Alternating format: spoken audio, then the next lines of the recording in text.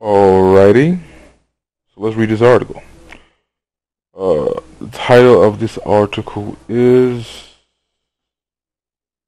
let's see. Alright, so unfaithful fiance is ordered to pay X 50K for breaching a promise after he canceled an engagement due to another woman. Bulletin points: the court ruled that Christopher Kelly never intended to marry Melissa Cooper. He carried on a secret relationship while engaged to her, and he tried to characterize their relationship as similar to prostitution. Alright, so a Georgia man has been ordered to pay his former fiancee $50,000 for breach of promise and fraud after he left her for another woman. Melissa Cooper, the woman you see in the picture, successfully sued her former lover Christopher Kelly after she gave up her job to move in with him, only to be thrown out as she discovered his relationship with another woman.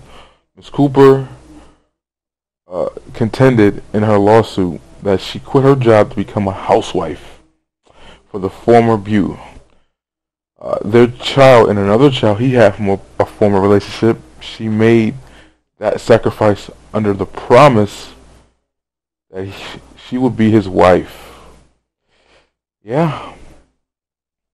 She won the lawsuit. Melissa Cooper has been awarded $50,000 by a Georgia court. Cooper testified that she was devastated by Kelly's fraud and breach of promise to marry, and that she quit her job to raise the couple's son in reliance upon a promise.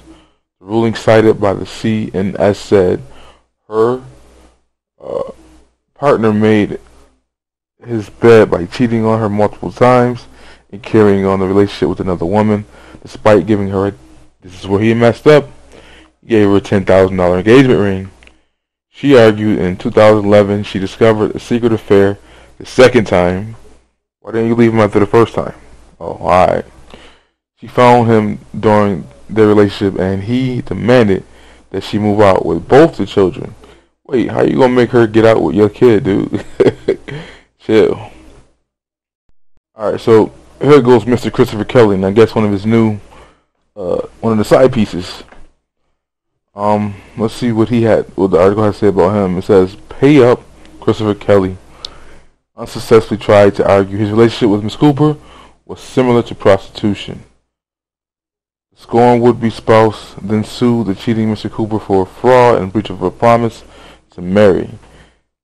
In the state's appellate court last month, Kelly unsuccessfully tried to use a legal technicality to argue that the promise to marry was made in a relationship similar to prostitution.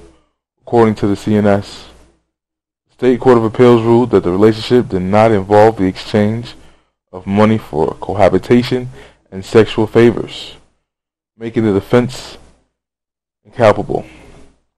Mr. Kelly also tried to claim that merely he gave Ms. Cooper the ring without proposal, but the courts did not only shoot that down, it held it up as proof that he never intended to marry her.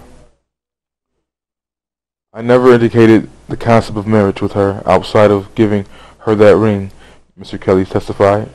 According to the CNS, I never said the words, will you marry me, or will you marry me to her.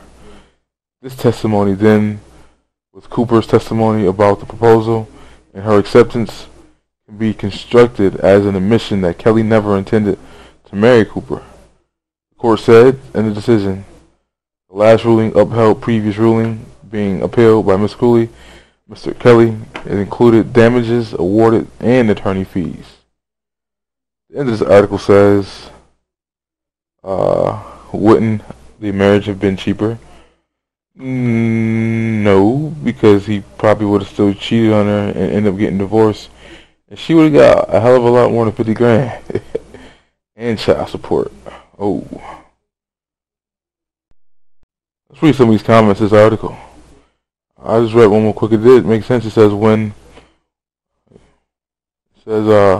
how ridiculous is this? So the other option was to go through the marriage, get a divorce, and then lose a bunch of money, which I just said.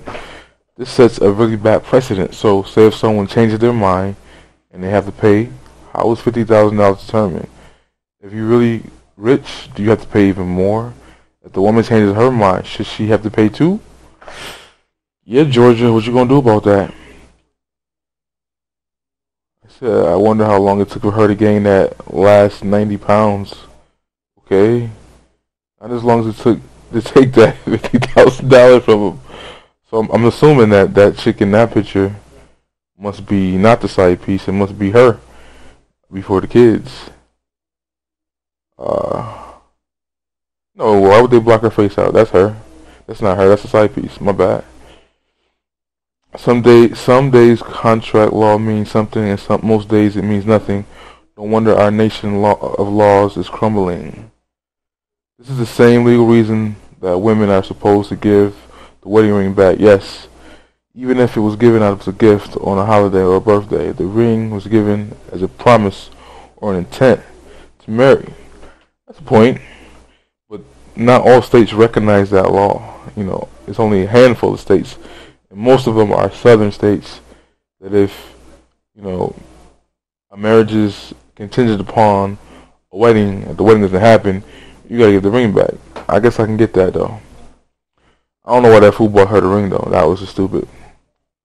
This is ridiculous. She should have thought it out better. Why would you have to pay her?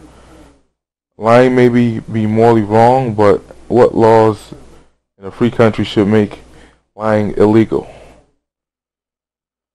Alright, that's it. This dude lost 50 grand. I don't know. What do you think? To me, it makes more sense. Had he married her and she divorced him because he was a cheater, she would have got a hell of a lot more. So I guess you could say he did get off easy.